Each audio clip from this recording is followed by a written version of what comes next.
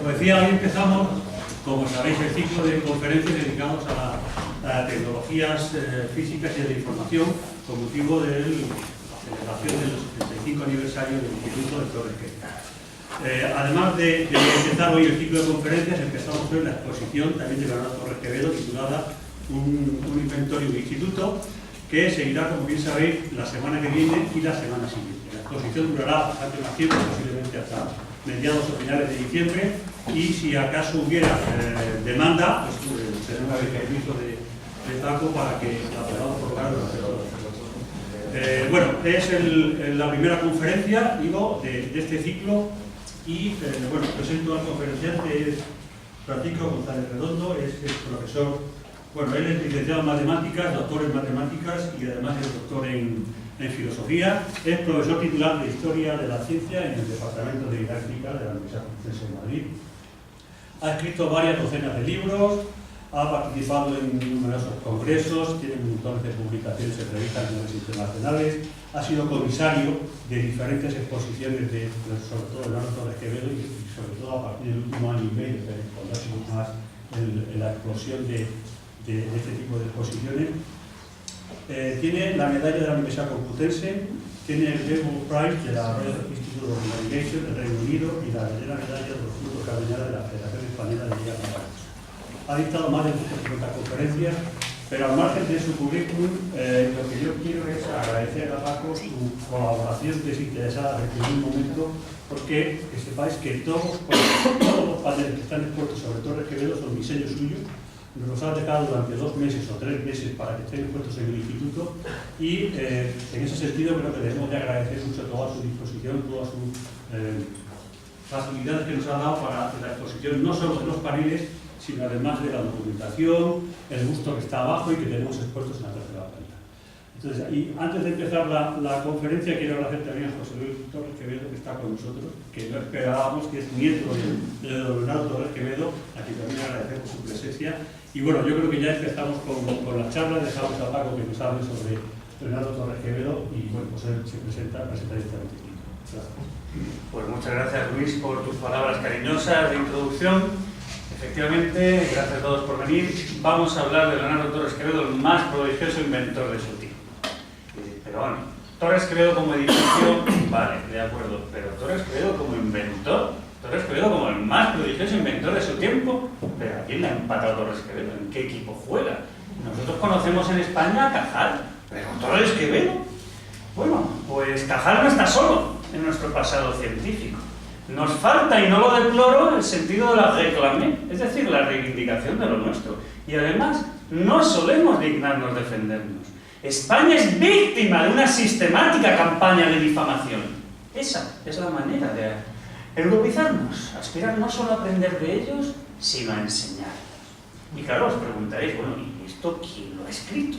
¿Habrá sido el alto comisario de la marca España? ¿Habrá sido algún ministro de Educación, algún ministro de Asuntos Exteriores cuando éramos el hazmerreír del mundo? Ese país integrante de los PICS, los países en crisis en el año 2010, 2011, entonces nuestras autoridades salían a defendernos. Pues no, señor, no era ninguno de ellos. Fue don Miguel de Unamuno, en 1909, el que escribió estas palabras. Y de, bueno, ya en el Torres Quevedo se echan mucho ojo. Luis se ha traído a hablar de Torres Quevedo a un individuo que empieza hablando, en vez de Torres Quevedo, de Unamuno. Pero no fue Unamuno el cafre que dijo que inventen ellos. ¿Cómo se atreve Luis a traer a este individuo aquí? Y hombre, pues en el caso de Unamuno hay que decir que efectivamente dijo eso. No a mucho hubo quien hizo como que se escandalizaba de que respondiendo yo a los que nos reprochaban a los españoles nuestra incapacidad científica, dijese, después de hacer observar que la luz eléctrica luce aquí también, como donde se inventó aquello de que inventen ellos, expresión paradójica a que no renuncie. Luego todos diréis, pues efectivamente, lo dijo. Os diréis, no lo dijo, respondiendo yo a los que nos reprochaban a los españoles nuestra incapacidad científica y expresión paradójica a la que no renuncio. Es decir, que estaba diciendo lo contrario de lo que parecía que estaba diciendo. Y si siguiésemos leyendo, que la gente no lee mucho, el modo tweet ya está generalizado desde hace mucho tiempo, más al decir que inventen ellos, no quise decir que hayamos de contentarnos con un papel pasivo. No. Y sigue, y sigue, y sigue. Claro. Por eso vamos a hablar de esto. Por eso vamos a tener que comprobar si es cierto, si tiene fundamento esa pregunta. La respuesta afirmativa a la pregunta que se haría Maurice Docan en 1930 desde las páginas de Figaro. Probablemente Torres Quevedo... Bueno, me hemos hecho, perdón. Probablemente Torres Quevedo debería ser considerado el más prodigioso inventor de su tiempo. Un francés en 1930 diciéndolo de un español. Esto necesita justificación. Y esa es la conferencia a la que me habéis traído aquí y a la que habéis venido, a comprobar si eso es cierto o no. Pero claro, estamos en el Instituto Torres Quevedo. Entonces, antes de empezar a hablar de Torres Quevedo, bueno, conviene que vengamos un poquito más hacia momentos más cercanos a nosotros. Por ejemplo, que evoquemos a Norbert Wiener cuando, bueno, escribe Cibernética en 1948.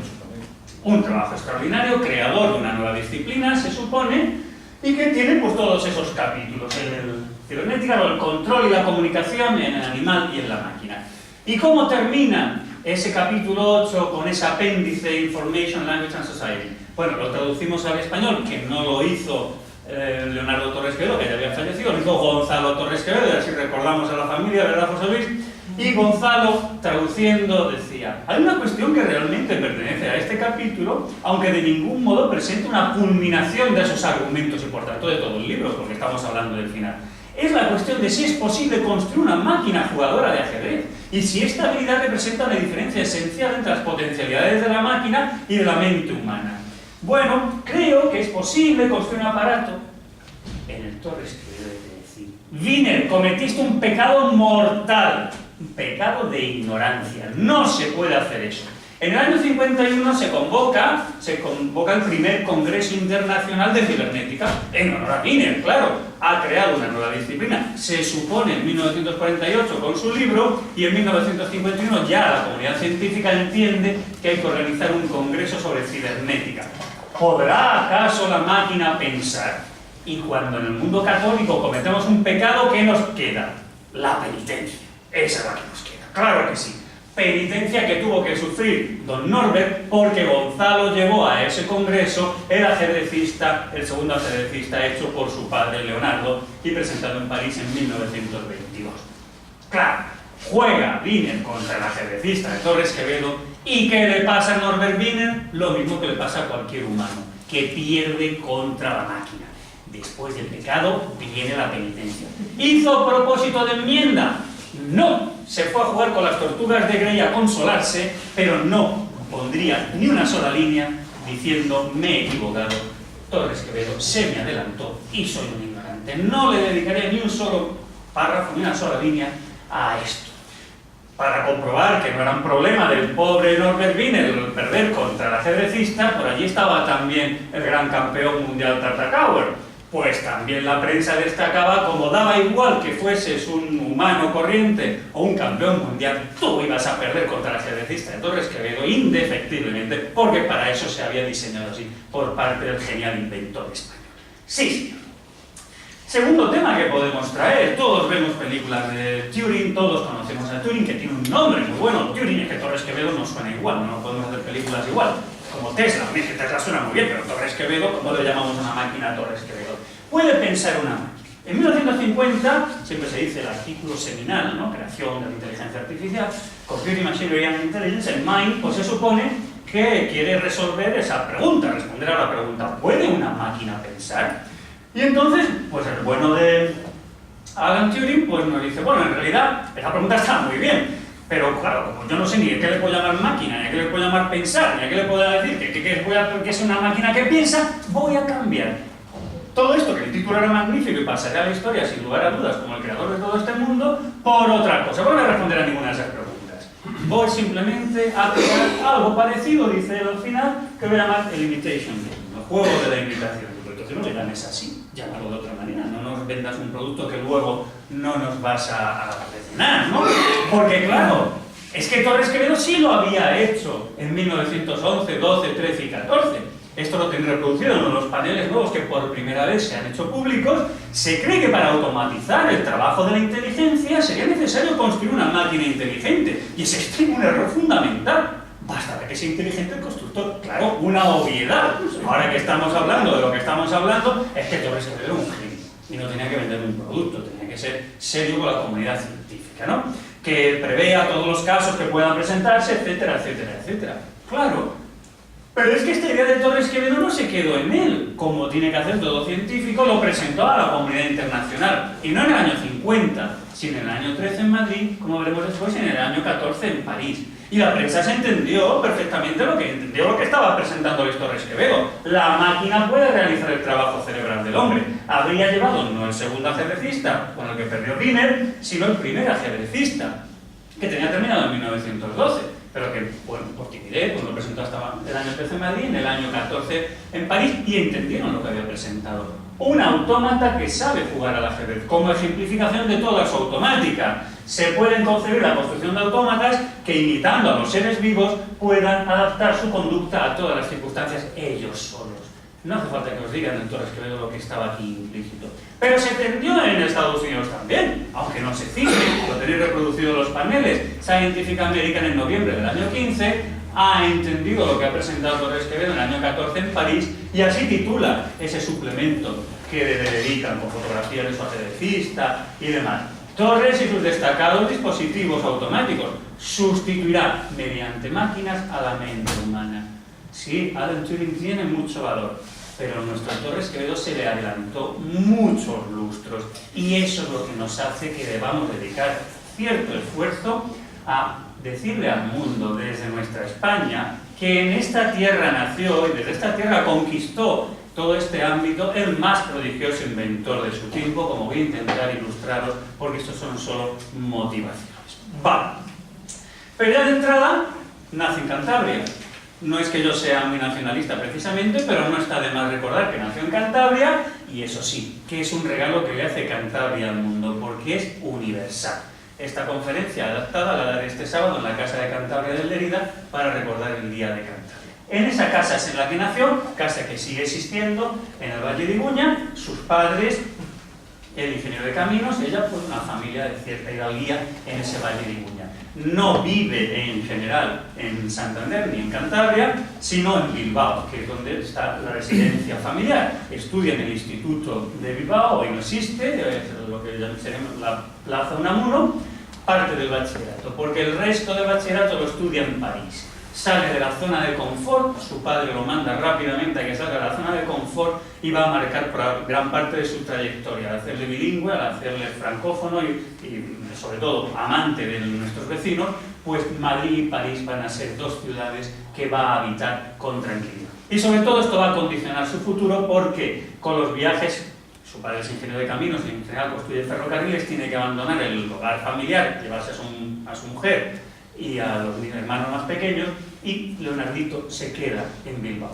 Como además de ser un genio en muchas cosas, debería tener una habilidad social extraordinaria, enamora a sus parientes lejanas, las señoritas Barrenechea, fallece una, ya solo queda una, y esa última que queda le va a declarar heredero universal de sus bienes, con lo cual va a tener una fortuna que le garantice el futuro.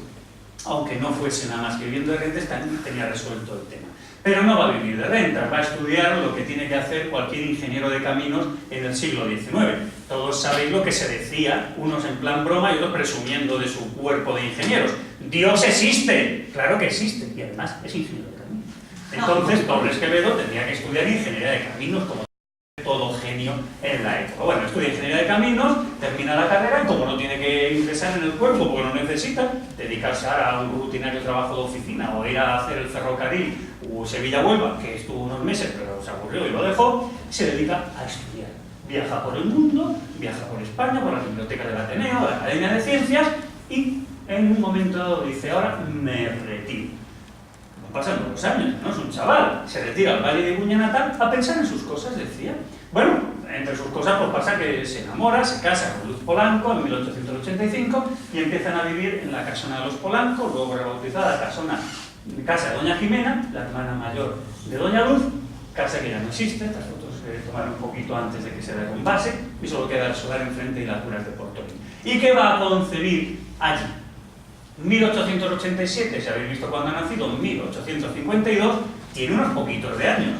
Hoy en día sería inaceptable que alguien empezase a trabajar y a publicar en el año 87, desde el año 52 son 35 años. Pues esta es la primera innovación que nos presenta. ¿Qué es lo que hace? En Cantabria, en sus viajes por los Alpes, por Francia, por Suiza, él ha visto que hay que resolver un problema, el del transporte por cable. Hay explotaciones madereras, mineras y demás, pero no se atreven a transportar personas porque los cables se pueden romper. Ya se ha introducido el cable de acero, pero no hay garantías de que no se rompa. Torres Quevedo ensaya en su entorno vital, en el Valle de Uñas, 2 transbordadores, y con los resultados de esas pruebas patenta el primer sistema de teleféricos para personas del mundo. Toma muchas ideas que ya están. El concepto de polea, pues evidentemente no es del siglo XIX. El concepto de contrapeso ya estaba en todos los telares neolíticos para dar homogeneidad a los trenzados. El cable de acero ya se había inventado. Bueno, él lo reúne todo eso en un sistema policable. Pero como además hace y debe hacer todo científico o ingeniero español, somete su invención no a la Oficina de Patentes Española, que probablemente se lo fuese a dar, sino a las oficinas de patentes de todos los países importantes del mundo: Italia, Alemania, Francia, Reino Unido, Estados Unidos, Suiza y Austria-Hungría. Y todas y cada una de las oficinas de patentes de todos estos países certifican la originalidad de la propuesta de Torres Quevedo. Un sistema de transporte por cable policable, en esta patente de hasta 12, claro, quería garantizar la seguridad absoluta en el transporte, es la primera innovación en este sentido, donde uno de los extremos de cada uno de los 6 o 12 cables no está fijo, sino que pasa por una polea y de él cuelga un contrapeso. Contrapeso que es el que va a determinar la tensión, que siempre va a ser constante prácticamente en el cable. De tal manera que la posición de la barquilla a lo largo del recorrido lo único que va a hacer es que el contrapeso suba o baje, pero no va a cambiar la tensión que soporta el cable por mucha carga que le pongas en forma de pasajeros. Simplemente habrá una diferencia en la altura. En el caso de que alguno de los cables se rompiera, cosa poco probable, que no sucedió en ninguno de los 2 modelos que luego veremos que se construyeron, pues lo único que habría es una autorregulación del sistema. Subirían unos cables más, bajarían otros, habría una inclinación, pero no estarían soportando el resto de los cables más peso, más tensión, por el hecho de que se hubiese roto uno de sus vecinos. Esta es la innovación de Torres Quevedo y esto es lo que le ofrece a la comunidad científica internacional. Como tiene dinero y es un emprendedor también, porque es el paladín, el pionero de la I+D+I, todas las añadidos que queráis poner, con su dinero emprende la construcción del que hubiese sido el primer teleférico para personas del mundo en el país que más teleféricos por metro cuadrado tiene hoy en día, que es Suiza. No hay un pico en Suiza que no tenga 1, 2 o 3 teleféricos, que funcionan en invierno, en verano y demás. Bueno, pues aquí lleva su proyecto. Por esto está muy documentado, no está en los paneles porque es algo que hemos estudiado posteriormente, que ya se han ido presentando en distintos congresos y que fracasa.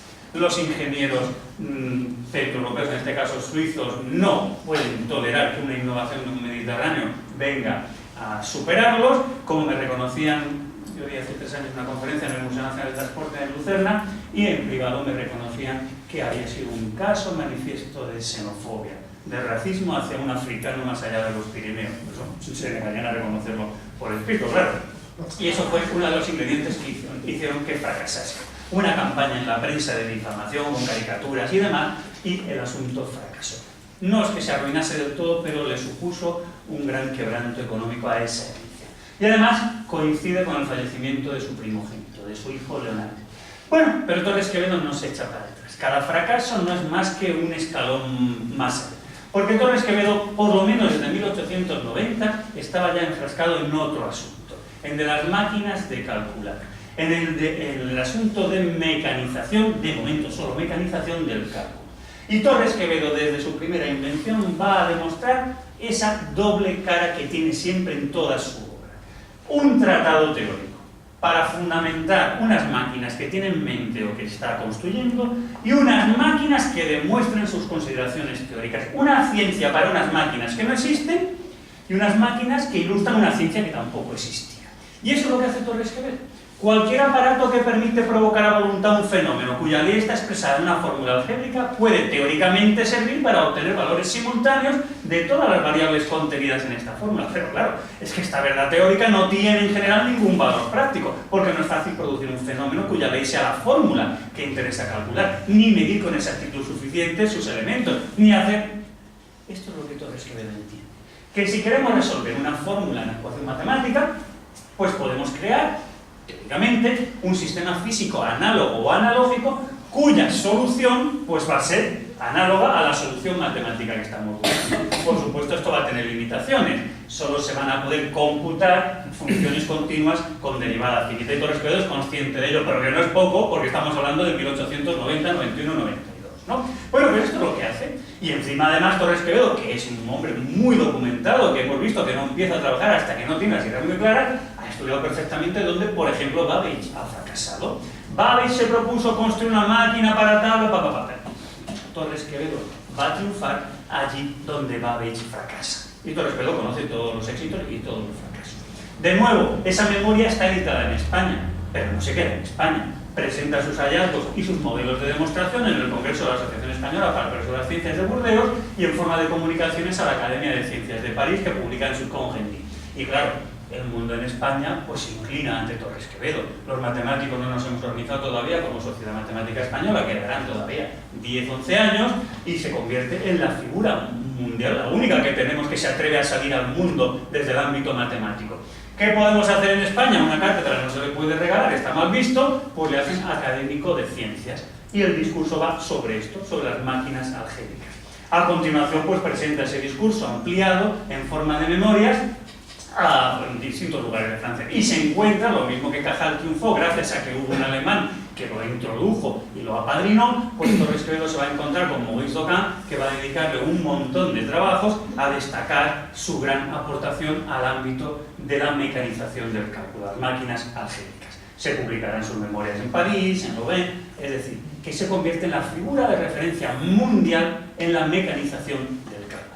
Pero tiene que construir esas máquinas de verdad, las que computen cualquier función de esta, y tiene diseñada una, pero que le va a llevar mucho tiempo, porque necesita mucho dinero, que resuelva ecuaciones de grado 8. Y entonces pasa a resolver otro problema. Claro, eso es a lo que se va a dedicar Torres Quevedo, a resolver problemas que la humanidad no tiene resueltos. Por ejemplo, volar. En el tránsito del siglo XIX al siglo XX, los humanos podían montarse en un globo aerostático y esperar a que el viento los llevase a donde fuese y no matarse en el aterrizaje. Pero no se había conseguido que los globos fuesen dirigibles, sustantivo globo, adjetivo dirigible. Hombre, había intentos, había cosas, por ejemplo, Zeppelin había pues, construido una estructura de anillos de aluminio, una aleación ligera, con tirantes y demás, y dentro había metido unas bolsas independientes llenas de hidrógeno, de tal forma que se conservaba la forma, se le ponía una envuelta para darle pues, penetración en el aire y pues intentaba que eso ascendiera. Bueno, eso era imposible con los motores, con los estudios aerodinámicos de entonces, y fracasó, y durante 8 años, pues aquello no funcionó. Además tenía un problema tremendo. Sí, conserva la forma, de acuerdo, pero es que es rígido. En el caso de cualquier impacto, la estructura entera va a reventar, y lo más probable es que el hidrógeno se escape, y haya ignición, y aquello explota.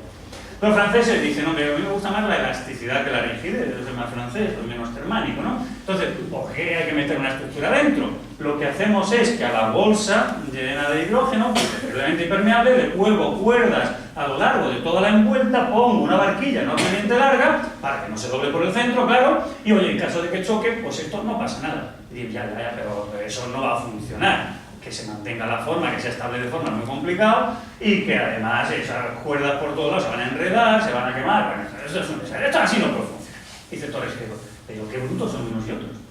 ¿Por qué no cogemos las ventajas que tienen uno y otro sistema, eliminamos todas sus desventajas y no construimos un sistema autorrígido? Torres Quevedo en forma de patente, pero que no es una patente. En realidad son 22 páginas casi, que son un auténtico tratado de ingeniería físico-matemática aplicado a la ingeniería aeronáutica, y además un proyecto de dirigible, claro, no solo teórico, sino práctico. Y lo que él concibe son un montón de triángulos solo de cuerda que se autotensan cuando les metemos hidrógeno a presión. La presión interior en un dirigible y la exterior es prácticamente la misma, es ligeramente superior por dentro. Pero no penséis como los cómics y demás, lo pensamos y sale el aire. No, no, no, no. El flujo hacia el exterior sería mínimo, podría estar volando durante horas y el agujero no es muy grande, ¿no? Bueno, pues todos esos triángulos paralelos, que serían todos estos que veis por aquí, todos esos por ahí, que se autotensan. Como cada vértice de cada uno de los triángulos va así a un larguero longitudinal que va desde la proa hasta la popa, y hay tres, por aquí, por aquí, por aquí, pues lo que va a formar es una viga de sección triangular, flexible, hecha solo de cuerdas, pero que al tensionarse va a funcionar como si fuese rígido. Pero claro, es que no es rígido, admite impacto, se puede desinflar, etc. Ha resuelto el problema. Y encima él entiende que para que no haya par de vuelco, pues lo suyo es que el empuje esté en la misma dirección, en la misma recta que la resistencia, porque si no va a haber par de vuelco. Entonces el centro de gravedad tiene que estar también lo más próximo a esa línea. Y es lo que presenta. Los franceses, las Conradi, Cosmógrafo, Ronald Inventor, entonces esto es tremendo, esto es maravilloso, ensáyese ya, que se venga aquí a París, que se lo construimos.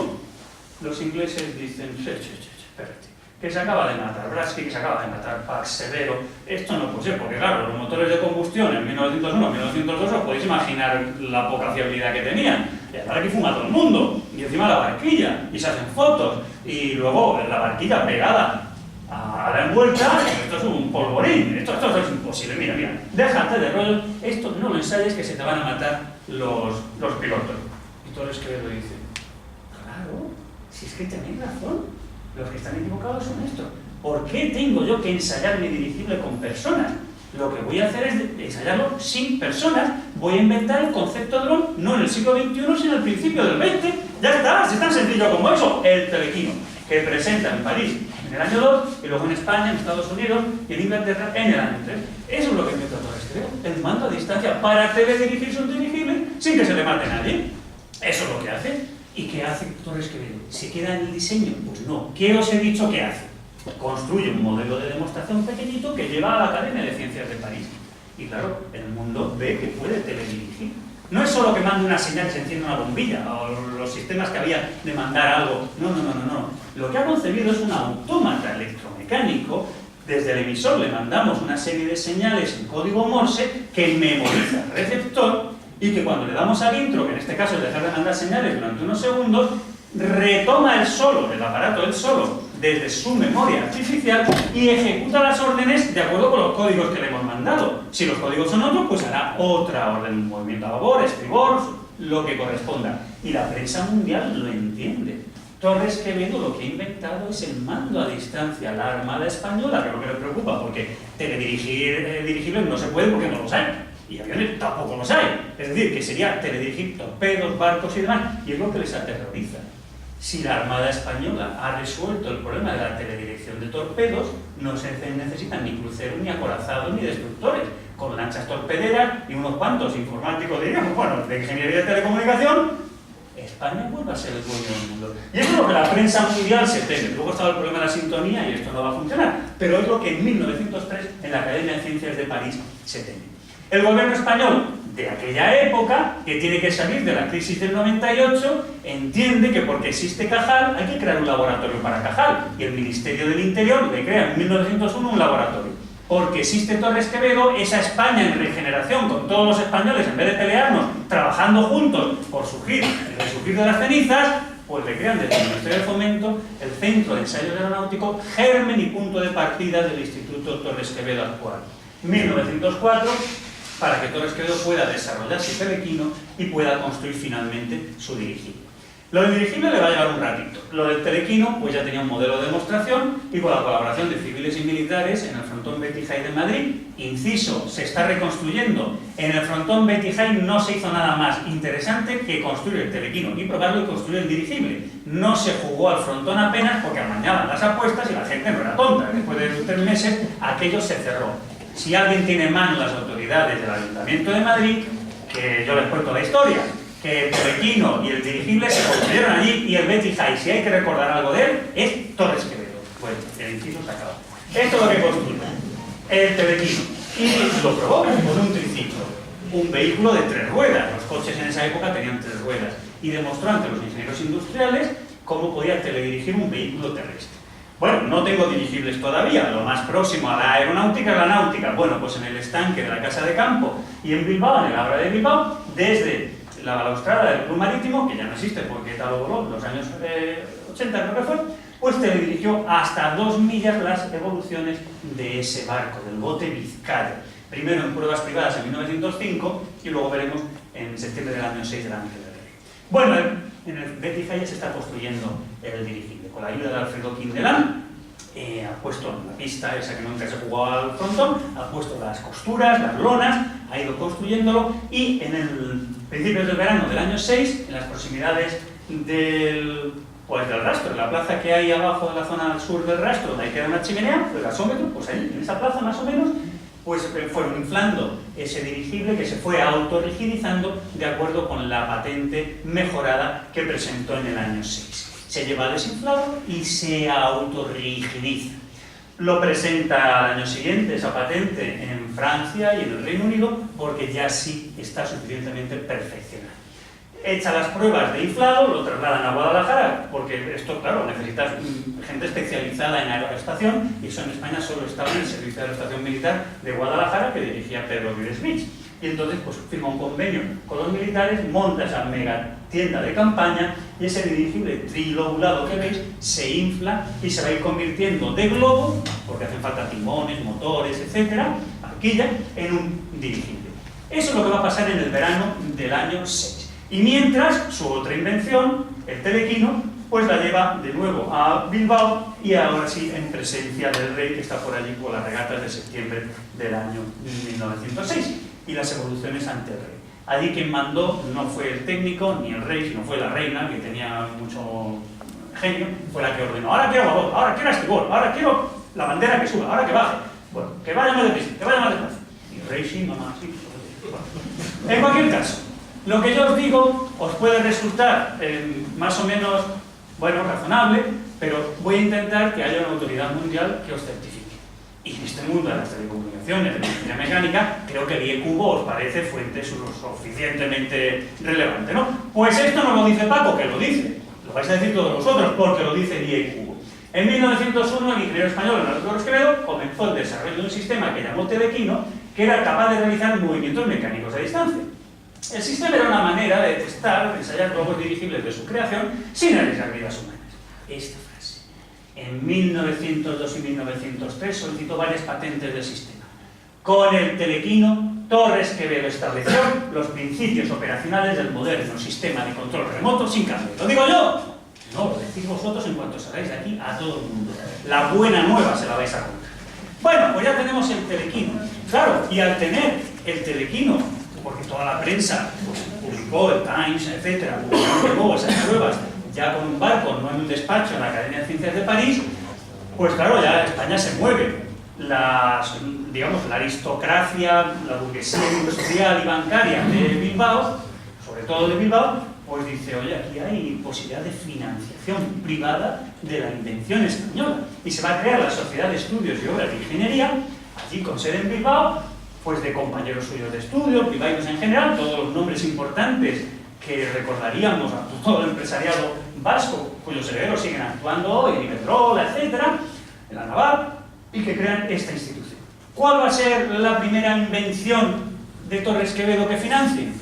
Pues por fin, 20 años después de que presentase su patente desde Molledo Portolini y que intentase establecer el primer teleférico en Suiza, va a construirse el primer teleférico para personas del mundo, el transbordador del Montulía. A los vascos no se suele decir que tengan mucho sentido del humor, pero siendo todos de Bilbao, no lo construyeron sobre la ría, sino que fueron a construirlo a San Sebastián. Bueno, pues eso hicieron estos vizcaínos con sentido del humor, al Montulía de San Sebastián. Hoy en día solo queda la base de hormigón en este lado y los restos en una zona que parece casi Yucatán, la selva de Yucatán. Y estás pensando en encontrar unas ruinas mayas, pues no, son las ruinas de las bases del transbordador de Torres Quevedo. Hay un centro de interpretación donde están haciendo cosas sobre esto. Bueno, pues este es el primer teleférico, y si habéis renovado vuestro pasaporte desde el año 2015 hasta hoy, podéis ver que ya no hay animalitos, ya no hay florecitas, que está muy bien, si no hay medios de transporte inventados por españoles en las páginas de visados. Y la primera página de visados que tiene el transbordador del Montulía de Torres Quevedo. Luego tendremos a Peral, La Cierva, etc. Pues estamos en 1907. Ya no solo tenemos un globo, sino que vamos a poder dirigirlo. Ya tenemos barquilla, tenéis una maqueta justo al salir de lo que fue la barquilla, muy ligerita, claro, del primer dirigible de Torres Quevedo, que se suponía que iba a ser teledirigido con el telequino.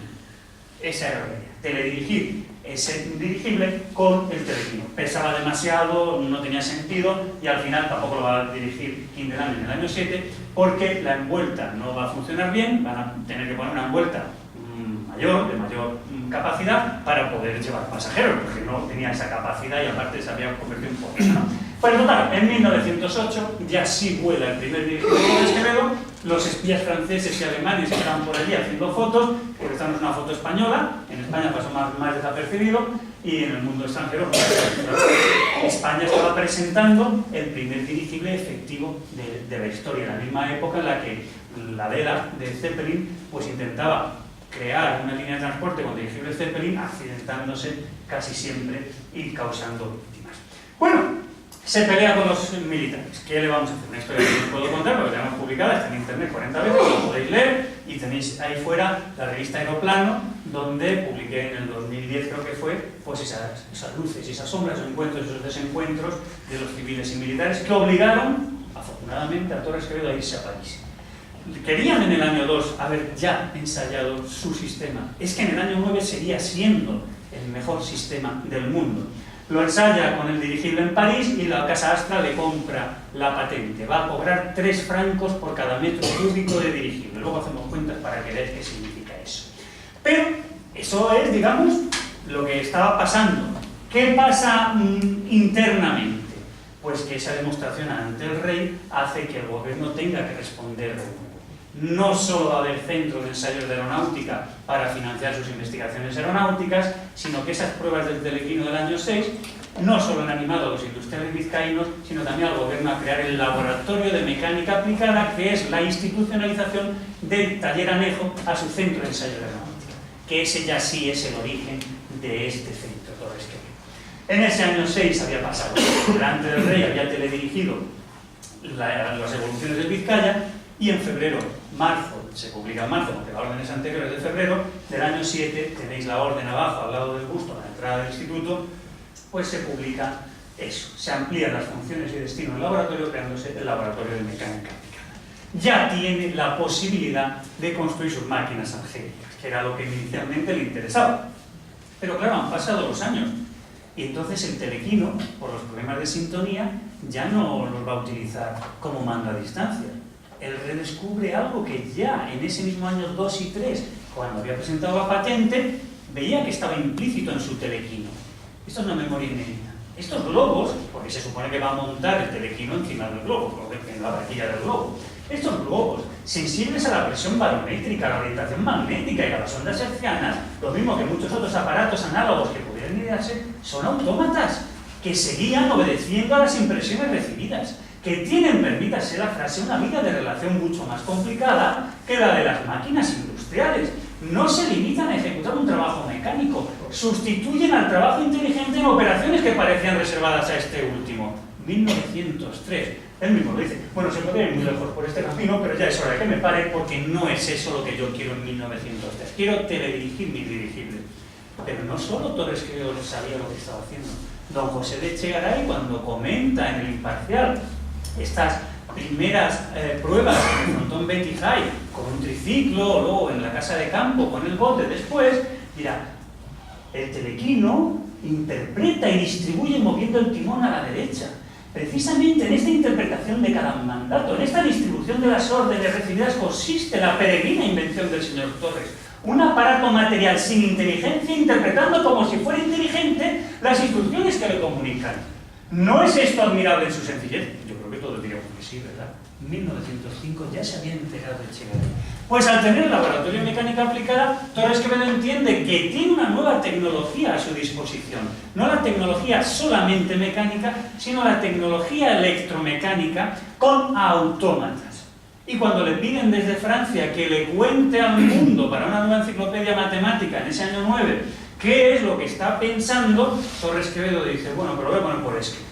Y lo voy a contar al mundo en francés, pero también lo voy a contar cantar en español.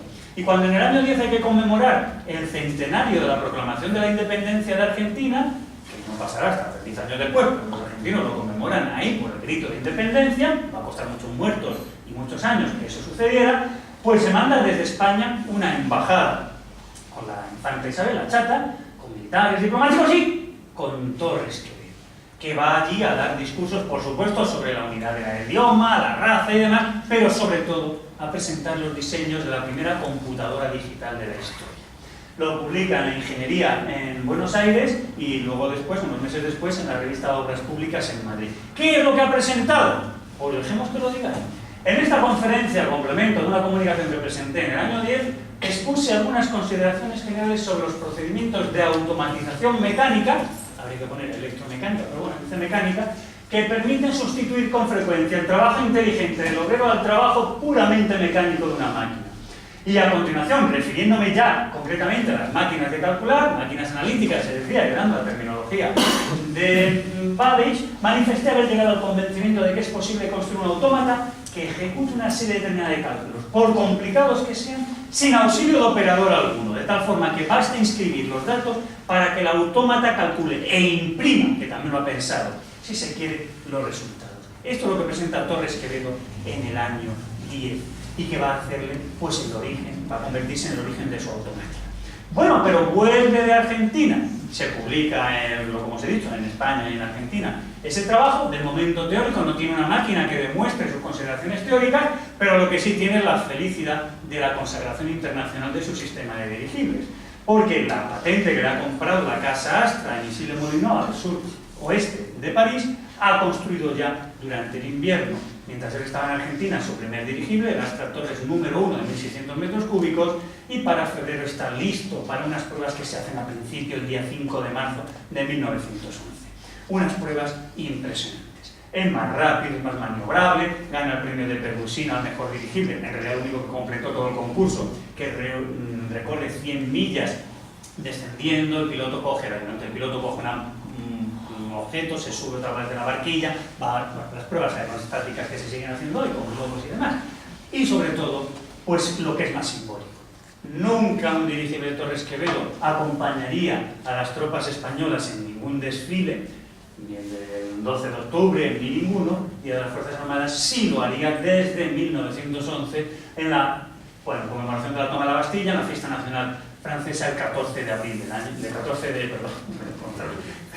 de julio del año 11, lo haría también en el año 12, etc. Es mucho más maniobrable, más rápido, como veis ahí el Tempus está yéndose hacia la izquierda, este otro pues tiene que, porque se va a pegar contra los soldados, el único que funciona, que se va a integrar en el ejército francés, es el Astra Torres número 1. Y claro, el éxito es tal que lo empiezan a pedir dirigibles. Y entonces tenemos que hacer cuentas. Ya sé que estáis perezosos, pero el contrato dice que va a cobrar 3 francos por cada metro cúbico. Franco y peseta están más o menos a la par. Un catedrático de universidad, cuando empieza en España, viene a cobrar unas 5.000 pesetas en un año entero. Si acumula trienios, etc., pues puede llegar a 7.000, digamos 6.000 más o menos, ¿vale? Pues este de 23.000 metros cúbicos, ¿cuántos sueldos de catedrático le supuso a Leonardo Torres Quevedo? Eso es parte de la cuenta, ¿verdad? Bueno, no ha hecho más que empezar. Porque la cantidad de dirigibles que va a vender va a ser tremenda. La Casa Astra, bueno, eso la dividir en dos porque no funciona bien con las dos barquillas, en dos de 14.000 metros cúbicos. Unos cuantos sueldos de catedrático. Le seguirá otro, la Fran, de 16.000 metros cúbicos, que van a utilizarse en la Primera Guerra Mundial, cuando todos los aeroplanos todavía no sirven para bombardear ni nada, lo he visto en las películas, y se piensa que los dirigibles sí lo pueden hacer. Obviamente no es su destino y van a ser derribados fácilmente cuando se perfeccione el tiro antiaéreo, etc. Pero la idea, y para lo que se utilizan inicialmente, es para eso. Bueno, pues tenemos ese éxito en Francia de esos dirigibles del sistema Torres Quevedo. Pero el primero que se vendió no es el de 23.000 metros cúbicos, sino este de 8.000 metros cúbicos al almirantazgo británico. En junio del año 13 se hacen las primeras pruebas, en septiembre se completan y se recepcionan, y el éxito es brutal. Porque bate en esos ensayos de recepción el récord mundial de velocidad, como reconocen los franceses y sobre todo el Aeroclub británico. 83,2 km/h, que es mucho más rápido una velocidad mucho mayor que la de los cepelines alemanes, que como mucho llegaban a 65. En realidad, con el viento a favor fue a 125 km/h, pero eso no pudo ser homologado. El éxito fue tremendo. Y cuando se estalla la Primera Guerra Mundial, pues el almirantazgo tiene ese dirigible operativo, que es el que va a acompañar a las tropas y que va a participar desde la zona de Ostende en las operaciones terrestres, acompañando a las tropas. Como ha gustado mucho, inmediatamente solicitan a la Casa Astra nuevos dirigibles del sistema Torres-Quevedo, por lo que va a cobrar sus 3 francos por cada metro cúbico, 11.327, y sobre todo este de 4.000. ¿Por qué es este importante? Porque, bueno, de estos van a comprar dos, uno lo van a utilizar y otro lo van a despiezar. Y aprovechando las circunstancias de guerra, lo van a clonar. Van a utilizarlo como modelo para construir ellos mismos sus dirigibles sin pagarles royalties a Torres-Quevedo. Y la invención de Torres-Quevedo no debió ser poca cosa, porque cuando, ahora que estamos conmemorando el armisticio al final de la Primera Guerra Mundial, cogemos los libros que se escriben en el Reino Unido y Francia sobre en qué consistieron los dirigibles en uno u otro sitio y a qué se dedicaron, pues vemos a qué se dedicaron: a la lucha antisubmarina, y los que ilustran las portadas siempre son los de nuestro Leonardo Torres Quevedo, aunque para ellos, pues claro, no es relevante quién fuera el inventor del sistema, porque eso es lo que hicieron. Los británicos estaban perdiendo millones de toneladas de barcos de aprovisionamiento de las Islas Británicas o de las Islas Británicas por el Canal de la Mancha hacia el territorio continental, hacia el frente terrestre, hasta que empiezan a funcionar los dirigibles del sistema Torres Quevedo, sobre todo, que tienen una autonomía pues, de un día y pico. Como veis ahí, de casi 5.000 metros cúbicos, y como veis por la numeración, prácticamente 30 dirigibles del sistema Torres Quevedo. No va a cobrar un chelín, esta sí que hubiese sido una fortuna. En realidad se construyeron más de 60, pero los británicos, si veis alguna de las barquillas, bueno, no se ve muy bien aquí, numeran las barquillas, no las envueltas. Es decir, que cuando se estropeaba una envuelta la sustituían por otra. Cuando se rompía la barquilla, se había roto el dirigible. Desde la perspectiva Torres Quevediana fueron más de 60 envueltas de distintos fabricantes, Frederick Sage y demás, de dirigible Torres Quevedo. Hubiese cobrado una fortuna. Estos tenían una autonomía limitada. Estos podían estar volando 2 días, 3 días, batirían el récord al final de la guerra, volando ininterrumpidamente durante 4 días, 4 horas y varios minutos, sin tocar tierra, con intercambio de tripulaciones. Y la tarea que tenía que hacer era esta: escoltar a los convoys. Lo dicen todos los libros. Desde que los dirigibles empezaron a escoltar los convoys, ni un solo submarino alemán se atrevió no a hundir, sino a atacar ni un solo barco de aprovisionamiento. Porque no hay sonar. La autonomía de un submarino alemán que recarga en superficie con motores diésel, baterías eléctricas, la autonomía en inmersión es de muy poquitas horas y no pueden recargar debajo del agua, tienen que recargar en superficie. Un dirigible puede volar 1 día, 2 días, 3 días. Si un submarino alemán osase lanzar un torpedo, aun en el supuesto caso de que hubiesen recargado baterías 10 minutos antes, tendría que emerger a las 2 horas y media. El dirigible o la colección, el infante de dirigibles, solo tendría que esperar a ver qué pasa. Yo te espero, no te preocupes. Además, desde el dirigible a 300-400 metros se ve perfectamente de dónde ha salido el torpedo, suponiendo que incide en algún barco.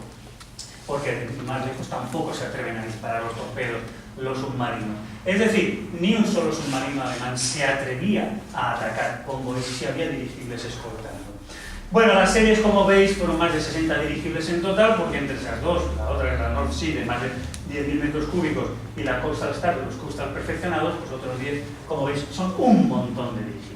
En realidad el éxito fue tal que los rusos, antes de la revolución, en el año 16, pues adquieren 4 dirigibles que llevan a Sebastopol, en la actual Crimea, de nuevo en Rusia, hasta hace poco tiempo en Ucrania, que funcionan muy bien. Y cuando los Estados Unidos entran en guerra, en el año 17, pues ensayan con los dirigibles del sistema Torres Quevedo y compran el North Sea 13, como podéis imaginar, rápidamente le borran el 13, le ponen un 14, es la única foto que se conserva del North Sea 13, porque lo rebautizan rápidamente. Ya sabéis que no ponen ni la fila 13 en los aviones, etc., ¿no? Bueno, pues también los norteamericanos lo compraron. Aquí no va a ganar nada Torres Quevedo, sí lo va a ganar en Francia. Los franceses de la Casa Astra sí van a ser más honrados, más honestos en este sentido, y para la serie, para la armada francesa en el Mediterráneo, escoltando los convoys en el Mediterráneo, protegiendo los submarinos alemanes en el Mediterráneo, pues sí le van a pagar los 3 francos por cada metro cúbico. 62.000 francos por la primera serie, 80.400 por la siguiente, y lo que va a hacer Torres Quevedo para contribuir a la victoria de los aliados es reducir sus royalties a la mitad en la serie más grande, la A14 a la 17, y solo va a cobrar 50.740 metros cúbicos.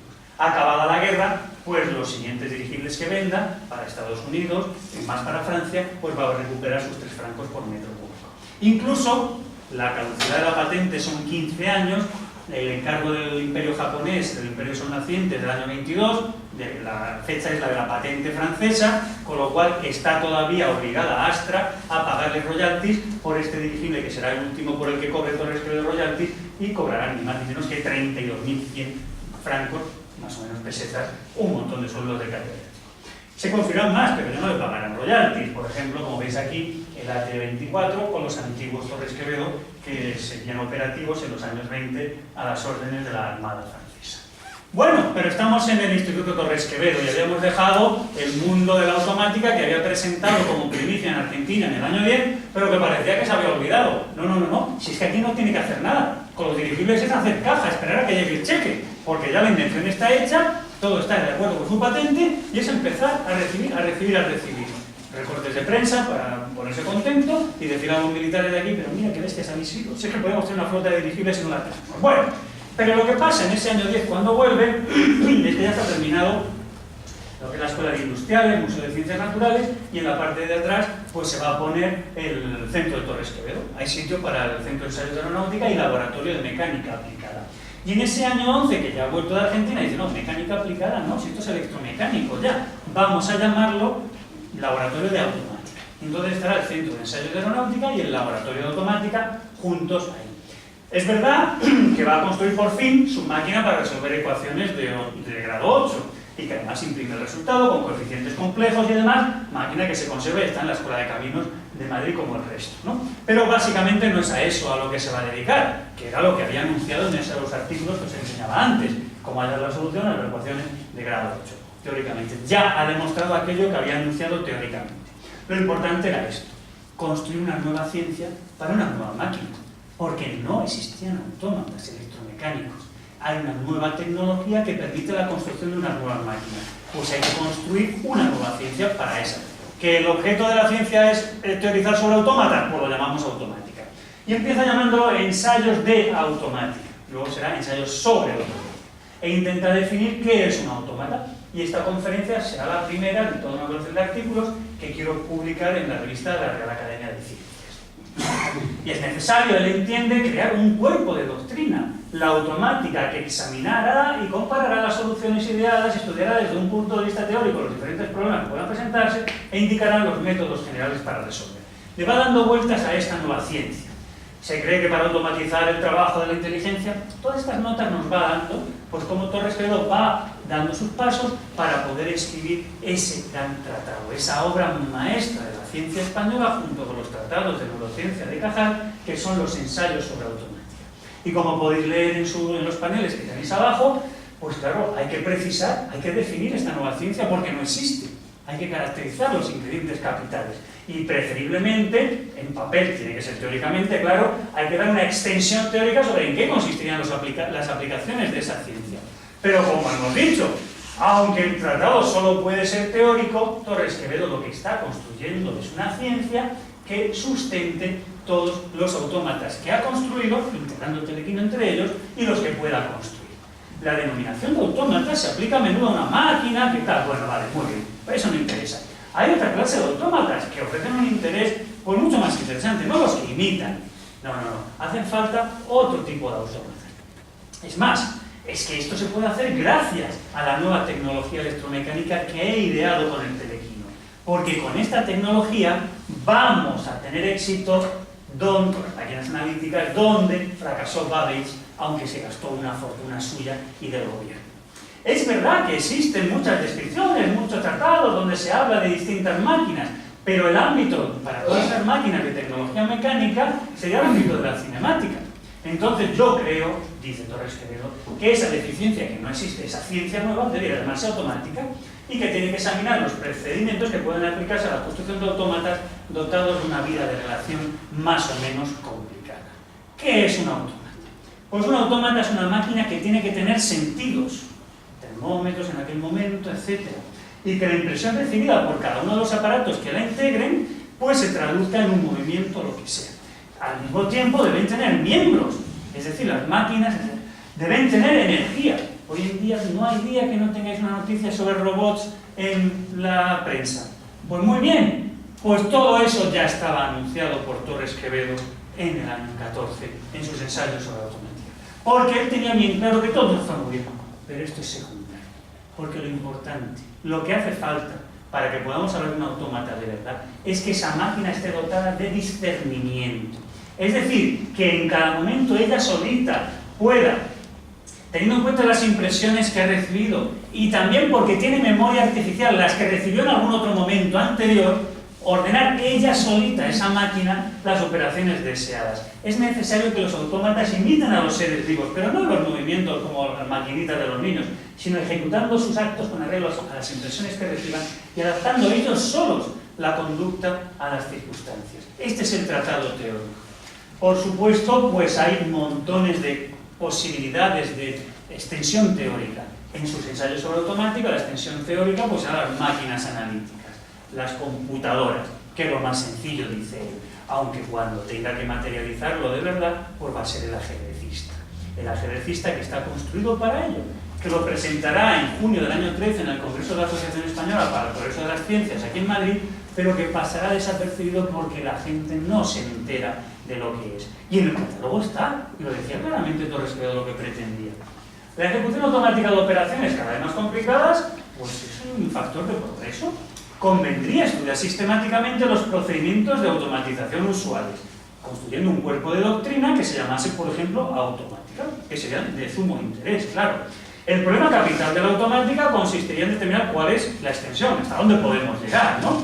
Pues mira, dice Torres Quevedo, se puede realizar siempre, aun en aquellos casos en que generalmente se considera que es imposible, porque parece que la determinación de los actos del autómata, en ellos debe intervenir la inteligencia, pues hasta en ellos. Simplemente la condición es que su marcha tiene que estar perfectamente determinada para todas las circunstancias que puedan presentarse. Y para demostrar prácticamente esa concepción teórica, ese nuevo cuerpo de doctrina, ha construido el ajedrecista. ¿Qué es el ajedrecista? Una máquina que juega un final de partida de torre y rey contra rey. Torre y rey blancas que mueve la máquina y rey negro que mueve el humano. El humano desengancha la pieza, su rey, y, de acuerdo con la regla del ajedrez, inserta en la casilla correspondiente, en el escaque correspondiente, el rey. La máquina se pone alerta en cuanto hemos desenganchado y ella solita está esperando a ver el movimiento. Si el movimiento es incorrecto, es decir, si el humano hace trampas, le avisa con una bombilla y le dice al humano, empieza de nuevo. A la tercera trampa se desconecta. Así que no perdemos el tiempo haciéndole trampas a la máquina. Y vamos a jugar de acuerdo con la regla del ajedrez. Desenganchamos e insertamos. La máquina analiza la posición, el movimiento ha sido correcto y ella sola ejecuta, ordena y mueve ella sola o el rey o la torre. Si en ese movimiento ha dado jaque, con un campano, como diríamos en Cantabria, con un cencerro, anuncia el jaque. El tablero es este de aquí, está vertical, y estos brazos electromecánicos desenganchan y enganchan las piezas. Va dando los jaques hasta que finalmente e indefectiblemente da el jaque mate. Esto es lo que presenta en París y lo que los franceses entienden. La máquina puede realizar el trabajo cerebral del hombre. Sí, Torres Quevedo está en disposición de... Podemos decir que Torres Quevedo puede sustituir mediante máquinas a la mente. Eso es lo que se publica en el Scientific American de noviembre del año 15 con ilustración de sus fotografías. Pero la extensión teórica hemos dicho que no era el ajedrecista en principio, es como un anexo. Su extensión teórica era una máquina analítica, una computadora digital de tecnología electromecánica. Eso le lleva tiempo. La tiene pensada en el año 13, la tiene pensada en el 14, en el 15, en el 16. En los paneles de abajo os he puesto reproducciones de los ensayos de su computadora. Como en el año 17 de vez en cuando todavía se equivoca y en el año 19 ya no se equivoca nunca. Siempre computa correctamente. Y en el año 20, que hay que conmemorar el centenario del aritmómetro mecánico, que suma, resta, multiplica y divide, de Colmar, de Tomás de Colmar, que se comercializa, se han vendido muchos miles de ejemplares, no sé si tenéis alguno aquí, en el Museo del Romanticismo hay uno o dos, pues Torres Quevedo es invitado y le dice Maurice Aubin, preséntanos alguna novedad, ¿tienes ya preparado tu computador electromecánico? Sí, el aritmómetro electromecánico. Y aquí lo tiene. Que lo que hace un nuevo capítulo, ampliación de sus ensayos sobre automática y la máquina que lo demuestra, el aritmómetro electromecánico. Si lo vemos en foto más actual, esto fue en el año 91 en la Asamblea Regional de Cantabria, cuando pues, yo colaboré con el padre para que todo esto fuese allí, pues tenemos el teclado, el órgano para introducir datos, tenemos la CPU, la unidad de proceso, tenemos la impresora, ya la estáis viendo, el órgano de salida. Desde el teclado mandamos las órdenes a la máquina, a las operaciones que queremos que compute. Cuando hemos terminado de mandar, le damos al espaciador, al intro. De su memoria artificial toma esas órdenes que le hemos mandado, la máquina ella sola realiza las operaciones y cuando termina, ella sola manda a la impresora que imprime pues, las operaciones realizadas y el resultado con el igual, etc. ¿Es el primer computador de la historia? Pues vamos a dejar que sean los extranjeros nuevamente los que den el veredicto. Y luego ya de aquí salís con la buena nueva. Cuando se organizó en el año 90, creo que fue, sí, por ahí, ¿no? En París, una gran exposición antológica sobre 350, entonces eran 350 años de informática, se entendía que había que empezar en Pascal y había que acabar con el computador, el ordenador que decimos en castellano y en francés. Bueno, pues el capítulo dedicado al ordenador, después de muchas máquinas, bueno, empieza así, el tiempo de los reyes, claro. Bueno, en 1880, que si los censos eran tonterías. 1920, el español Leonardo Torres Quevedo construyó un aritmómetro electromecánico enteramente automático. Pues si luego vendrá Fuchs, quien queráis, pero el primero es el de Leonardo Torres Quevedo. Y cuando construyen el mapa global de toda la historia, de todas las máquinas de calcular, desde Pascal, bueno, desde los cálculos, las piedrecitas, los ábacos y demás, hasta los ordenadores actuales, pues buscamos. ¿Dónde están los ordenadores actuales? Ordenadores actuales. Estadios importantes, ENIAC y Mark I. Entre Babbage con sus fracasos y los ordenadores actuales que tenemos, Torres Quevedo en 1920, con su aritmómetro. Claro, es que puede ser considerado, o nosotros que menos que lo hagamos los españoles, que Torres Quevedo construye pues, un precedente de los ordenadores actuales, no será completo, solo faltaba, pero que ciertamente es el primer computador electromecánico de la historia. Aquí lo veis más grande, Torres 1920, como paso intermedio entre el fracaso de Babbage y los ordenadores actuales. Claro que sí, ese es nuestro Torres Quevedo, por eso estamos aquí. Bueno, en 1922 dice, el ajedrecista ha ilustrado magníficamente, pero es que me ha salido muy feo, porque es que el tablero es vertical, los brazos electromecánicos tienen que mover las cosas, campanos, es que esto no, vamos a hacerlo más bonito. Y Gonzalo, su hijo, ingeniero de caminos también, pues lo mejora. Y encima dice, para que ya todo el mundo entienda que esto es un autómata de verdad, lo que falta es que hable. Pues le pongo un gramófono para que anuncie los jaques y del jaque mate hablando también, es decir, que la máquina hasta va a hablar. El tablero, como ya veis, es horizontal y mediante electroimanes, pues ya no van a ser unos brazos electromecánicos desde fuera, no, va a moverlos mágicamente por debajo. El humano levanta, ¡pam!, se pone la máquina alerta, pone la pieza en donde corresponda, en el escape correspondiente, y ella sola mueve a la torre de red por debajo con los electroimanes. Va dando los jaques, por supuesto las trampas también las avisa con tres bombillas que hay aquí. Ahí levantamos la tapa para que se viera el gramófono y los engranajes, pero normalmente la tapa está bajada para que solo se vea, claro, el tablero, no se ve ni el gramófono ni nada. Es decir, que la máquina está muy bien presentada. Contra esa máquina es contra la que perdió Wiener, contra esa máquina perdió Tartakower, y la última vez que funcionó fue en 1978, y quien perdió fue el jovencito rey Juan Carlos. Con qué felicidad están todos diciendo que te va a ganar, que te va a ganar, ni ricos ni pobres, ni plebeyos ni monarcas. El ajedrecista Torres Quevedo gana siempre. Bueno, a él se le queda una cara como diciendo, soy el rey, joder. Bueno, pues pierdes igual. Pues esta fue la última vez que jugó. Pero claro, lo importante de nuevo, os vuelvo a decir, es qué juicio merece la comunidad científica internacional para que no nos llamen chauvinistas. En 1912, Google Europa tenía que conmemorar un hito en la historia de la computación y tocaba España. Y nos preguntaron, así en plan de expectativa, ¿qué habéis hecho? ¿Qué podemos conmemorar? ¿Cómo? ¿Qué podemos conmemorar?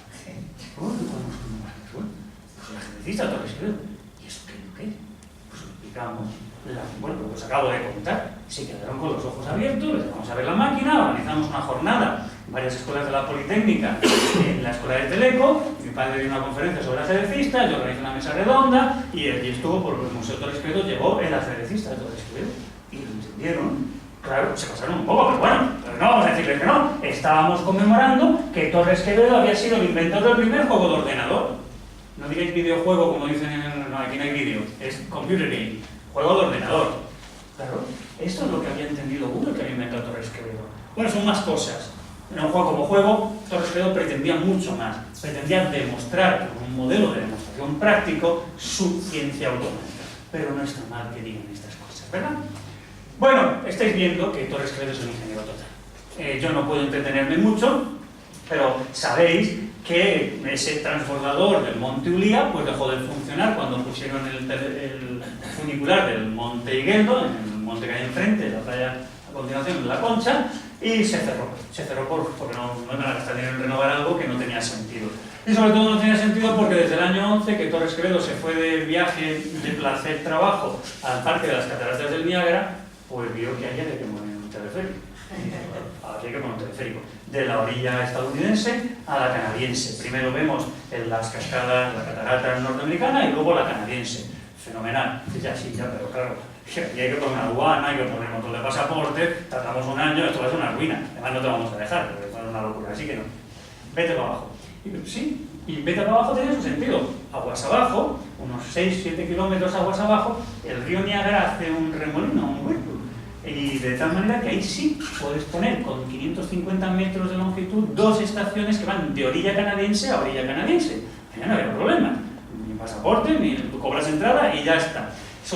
Vamos sobrevolando un poquito de aguas territoriales norteamericanas, estadounidenses. No pasa nada, eso sí te dejamos. Nos dejamos montar el teleférico delante de las cataratas, que os imagináis el espectáculo que hubiese significado, pero lo construyes un poco para atrás. Vale. Pues esos mismos industriales vizcaínos van a jugarse su dinero en esta invención, creando una sociedad española del Niágara, que primero en España y luego se tiene que constituir en Canadá. Va a llevar material desde España, de modo que tenemos una invención con proyecto español, empresa constructora española, capital español, administración española, construcción española y material llevado desde España, por ejemplo la barquilla en mitad de la Primera Guerra Mundial, sorteando los submarinos alemanes. La barquilla se construye aquí en Madrid. Es decir, que tenemos I+D+I, pero a lo bestia, español proyectado en Canadá hace más de 100 años. Bueno, pues el 8 de agosto de 1916 se inauguró el transbordador español del Niágara. Ahí lo veis en una postal coloreada. En algunos sitios se pone la bandera de España, no estuvo la bandera de España, ¿qué le vamos a hacer? Pero se llamaba así, el Niagara Spanish Aircraft. Y lo importante es esto. Cuando hablamos de Fernando Alonso, de Nadal, por supuesto nos ponemos orgullosos porque sin duda, o Berasategui o Arguiñano son marca España. Vale, sin lugar a dudas. Pero si hay algo que ejemplifica marca España es el transbordador español del Niágara pintado con los colores de la bandera de España, que allí sí se puede hacer, aquí parece que cuesta un poquito más de todos los colores, pero allí sí se puede hacer, y si hay algún modelo, algún icono para lo que debiera ser marca España, ciertamente es esto. Más de 100 años de funcionamiento ininterrumpido sin haber tenido ni un solo accidente. No creo que haya un medio de transporte en el mundo que haya funcionado 100 años sin accidentes. Esto sí, y sigue funcionando. Me temo que en Canadá las autoridades del Parque del Niágara le han quitado algo de España. Y ahora vas el Whirlpool Aircraft, el transbordador del remolino. Y no me consta que las autoridades españolas hayan protestado por esa aberración. Bueno, si hay aquí algún representante ministerial, pues se lo diga al ministro. Lo que sí es verdad es que desde el año 91, mi padre está un poco loco, todavía creo que yo, pues creó un premio que llamaba Torres Quevedo, que funcionó desde el 87 hasta el 91, que se le daba a una institución o persona que hubiese dedicado un esfuerzo especial a recordar a Torres Quevedo, a difundir la obra de Torres Quevedo. Uno de los premiados fue Santes Mases, otro fue Federico Mayor Zaragoza, porque a sugerencia de mi padre, cuando era ministro de Educación y de Universidades de Investigación, Mayor Zaragoza, pues creó el Premio Nacional de Investigación Científico-Tecnológica Leonardo Torres Quevedo, que creo que sigue existiendo. Y en el año 91, que había que conmemorar los 75 años del transbordador del Niágara, pues hicimos exposiciones también, pues el premio se dio a la Comisión de Parques del Niágara. Y con el 1.000.000 de pesetas que era la dotación, pues el representante vino y dijo, ¿y qué hacemos con eso? Si nosotros ganamos allí miles de millones. Pues podréis hacer un recuerdo a Torres Quevedo, un monumento entero no, pero una placa con un texto y pues muy bien, pues mandadme el texto. Entonces mi padre preparó el borrador en castellano, yo lo traduje y lo adapté al inglés, y ellos lo imprimieron sobre bronce, y allí, en las taquillas, al lado de las taquillas del Transbordador Español del Niágara, pues cualquier visitante puede leer desde el año 91 esa breve síntesis de lo que fue la obra de nuestro Leonardo Torres Quevedo, que da nombre a este instituto. Y lo que hicimos en el 2016, que recordaba Luis, yo esto lo anuncié en el año 12 desde la Embajada de España en Londres, en una conferencia para poner en marcha la primera sociedad de científicos españoles en el extranjero, en este caso en el Reino Unido, el SOI UK CERU, pues con una conferencia que titulé ¿Qué inventan ellos? ¿No? Si somos nosotros los españoles, Leonardo Torres Quevedo, el más prodigioso inventor de su tiempo. Y desde allí anunciamos que estaría muy bien que nuestro gobierno hubiese promovido, hubiese animado a las autoridades canadienses a que el Transbordador Español del Niágara se convirtiese en patrimonio industrial de la humanidad en el año 16.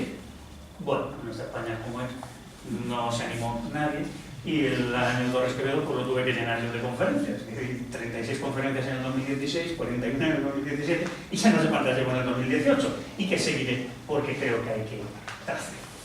Pero, aunque sé que tenéis muchas ganas de estar oyéndome durante hora y media más, tengo que ir terminando. Y parece que cuando se habla de historia lo suyo es llegar a la actualidad, porque sin actualidad no somos nada. Bueno, pues la actualidad de Torres Quevedo es que llena un siglo entero, no es que se ha pasado solamente. Es verdad que hasta el año 36-37 estuvieron funcionando los dirigibles del sistema Torres Quevedo ya sin royalties, sin canon, porque ya había caducado la patente y ya no fabricados por Astra sino Zodiac.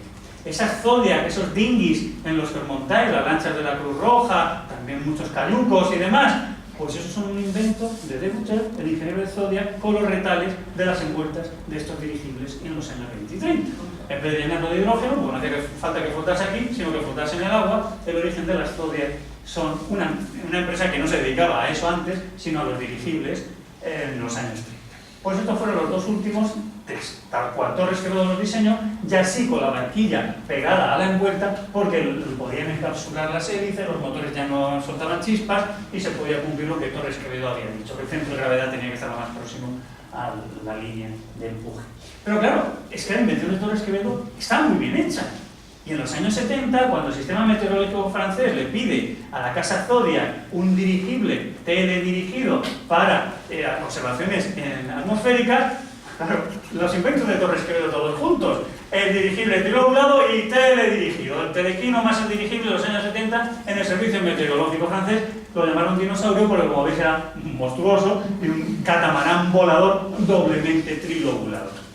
Bueno, el modelo en talla real, digamos, escala real, no se llegó a completar, pero el modelo a escala sí, de unos 30 metros, como veis. Bien, pero es que hay más actualidades, porque si esto es el primer vuelo del dirigible de Torres Quevedo en 1907, pues resulta que los franceses en 2012 seguían construyendo, o se emprendían la construcción de dirigibles pues muy parecidos. Es verdad que le habían añadido un cuarto lóbulo en la parte inferior, y entonces yo les escribí a los de Boliris, a ver, chicos de Boliris, ¿me queréis contar qué es lo que estáis haciendo?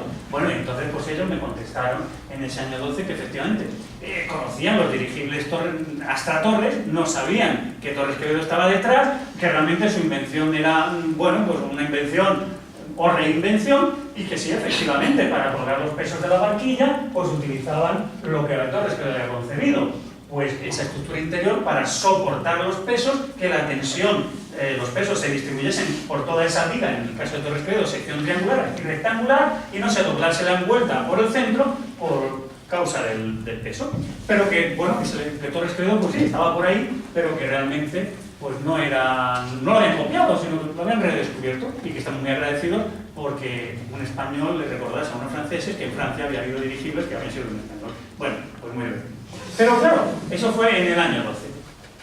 En el año 16, en el año 17, en el año 18, en la Armada Francesa y en la Armada Británica, pues operaron los Astra Torres. Pero qué casualidad, en el año 13, en las afueras de Kiev, en diciembre del año 13, estaba operando este dirigible de la Sociedad Aeronáutica Rusa, que entonces se llevaba bien con la Sociedad Aeronáutica de Kiev, que se llevaban bien antes de que empezasen a pegarse unas semanas después, y que estaban ensayando en en las afueras de Kiev. Sí. Y entonces, claro, yo digo, oye, vamos a ver, ¿qué estáis haciendo? ¿Qué me estáis haciendo? No, a ver, cierren, pues esto ya les escribí porque no sabía qué estaba pasando. Yo sí tuve noticia, bueno, me mandó Fudorov, pero ¿qué estáis haciendo más próximamente? Bueno, hay mucha correspondencia, os he puesto uno de este año, ¿no?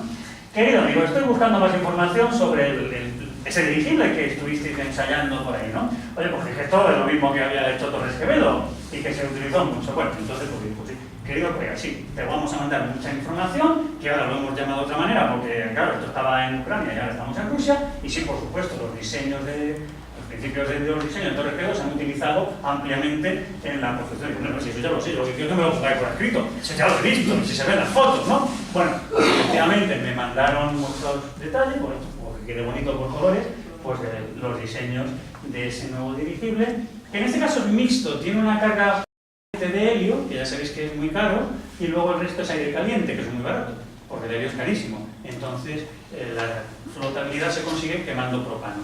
Bueno, pero básicamente, pues eso era lo que pasaba en Francia en el año 18 y eso es lo que pasa hoy, 2018, porque sigue vigente el sistema de Torres Quevedo en el 2018. No es que su transbordador que se construyera en el año 16 en Niágara siga operando en el 2016, que ya hemos visto que sí, es que sus principios siguen siendo prácticos hoy, aunque en vez de telas cauchutadas sean nylon, sean Kevlar o lo que corresponda.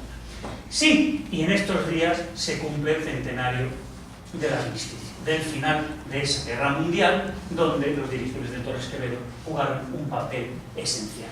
Hace 3 días echaron un documental, que podéis ver todavía en la 2, sobre la guerra naval en la Primera Guerra Mundial, Scapa Flow en la Orkney y demás. Pues ver los dirigibles de Torres Quevedo en vídeo, porque están colgados de la página web. No dicen a Torres Quevedo, obviamente, están hablando de barcos, pero los dirigibles están por allí en la lucha antisubmarina.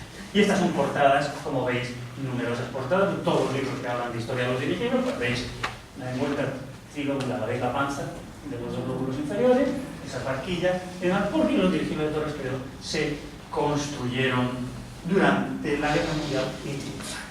Y ahora ya sí tenemos que terminar. Os veo tristísimos, yo también, porque es que me encanta, pero se han acabado las transparencias. Tenemos que ir terminando.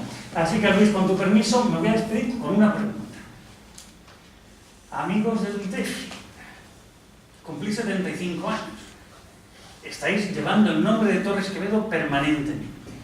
Pero se planteaba al principio de mi intervención una cuestión que no sé cómo vais a contestar. Y la cuestión no era mía. La preguntaba Maurice Docan en Figaro en el año 30. ¿Acaso debemos considerar a Torres Quevedo el más prodigioso inventor de su tiempo? Maurice Docan hacía la pregunta en el año 30, yo os la repito en 2008, pero la respuesta está en nuestras manos. Muchas gracias.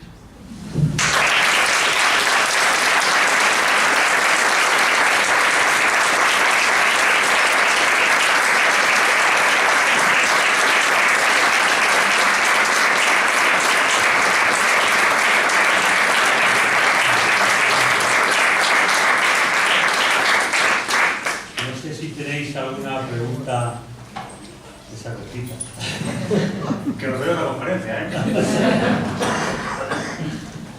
No, bueno, entonces vamos a agradecer a Paco con un par de recuerdos.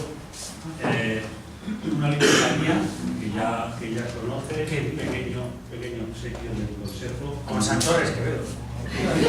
Ahora, un pequeño recuerdo del Consejo nuestro por tu excelente charla y por agradecerte por muchas gracias.